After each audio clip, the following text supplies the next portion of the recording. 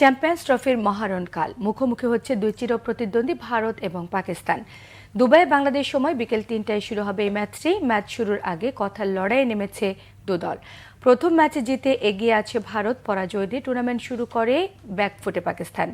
মনির হোসেন খানের desk report. Bharat Pakistan match মানেই বাড়তি উত্তেজনা। এবার চ্যাম্পিয়ন্স ট্রফিতে পাকিস্তান স্বাগতিক, তবে তাদের মাঠে খেলতে অস্বীকৃতি জানানোয় ভারতের ম্যাচগুলো হচ্ছে দুবাইয়ে। স্বাগতিক হয়েও এই ম্যাচে তাই পাকিস্তান অতিথি। হোম ভেন্যুর স্বাদ নিচ্ছে ভারত। ম্যাচ নিয়ে দর্শকদের আগ্রহ সীমাহীন। প্রথম ম্যাচে নিউজিল্যান্ডের কাছে হেরে কোণঠাসা পাকিস্তান। রিজওয়ানদের জন্য do or die match. ICC ইভেন্টে ভারতের বিপক্ষে রেকর্ডটাও পক্ষে নেই। অনুপ্রেরণা শুধু সবশেষ চ্যাম্পিয়ন্স ট্রফিতে ভারতকে হারিয়ে শিরোপা হাতে তোলা। যদিও সেই দলের দুই নায়ক ফখর জামান ও মোহাম্মদ আমির নেই এবার। ফখর জামানের ব্যাটিং, মোহাম্মদ আমিরের দুর্দান্ত স্পেল, সঙ্গে সবার অবদানেই আমরা সেবার শিরোপা জিততে পেরেছি।